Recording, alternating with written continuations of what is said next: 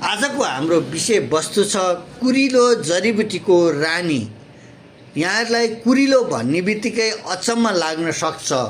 हाम्रा जङ्गलहरूतिर यत्रतत्र हामीले कुरिलो प्रशस्तै देख्छौँ, यानि कि त्यो कुरिलो आजभोलि टुसा आउन लागिरहेको छ र त्यो जङ्गलमा टुसा आएका केही कुरिलाका टुसाहरू हामीले सङ्कलन गरेर त्यसको अचार खाने, तरकारी खाने गरिरहेका पनि छौँ।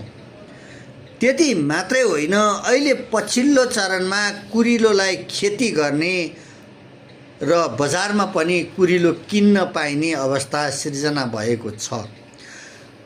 हामीले प्रस्तुत गरेको कुरिलो जडीबुटी जुन एकपटक लगाएपछि 20औं वर्षसम्म यहाँले जराहरूबाट औषधिको रूपमा कुरिलोको जरा प्रयोग गर्न सक्नुहुन्छ। मेरो जानकारीमा आएसम्म कुरिलोको जरा प्रति किलो 1600 रुपियाँसम्म बिकेको मलाई याद छ र मैले सुनेको, देखेको, जानेको छु।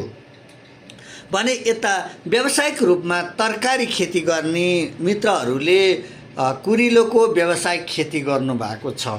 यसमा यति फरक हो कि हामीले जडीबुटीको रूपमा गर्ने कुरिलो जङ्गली जात हुन्छ, त्यो चाहिँ जडीबुटीको रूपमा प्रयोग गरिन्छ, जुनबाट वर्षमा एकचोटि मात्रै टुसा आउँछ र त्यसको सेलाहरू चाहिँ जडीबुटीको रूपमा प्रयोग गरिन्छ, जुन वर्षमा एकचोटि खनिन्छ।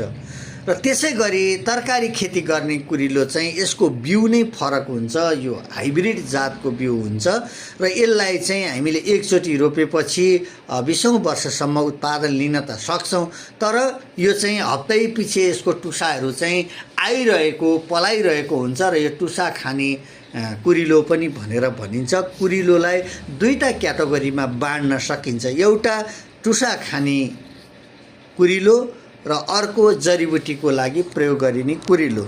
म यहाँहरूलाई कुरिलोको बारेमा संक्षिप्तमा केही जानकारीहरू गराउने जमर्को गरिरहेको छु।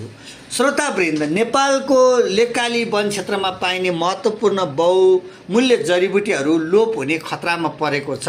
त्यही खतरामा परेको मध्ये यो एउटा कुरिलो पनि पर्दछ। यो लेकाली वन क्षेत्रमा पाइने विभिन्न बहुमूल्य जडीबुटीहरू को अत्यन्तै दोहन भएको छ। यसको चाहिँ अत्यन्तै नोक्सान भएको छ। यो अवस्थाले गर्दाखेरि हामीले कुरिलोलाई चाहिँ लोप हुन लागेको प्रजातिभित्र राखिएका छौँ भने यस्ता जडीबुटीहरूको दोहन गर्ने, चोरी निकासी गर्ने र जलवायु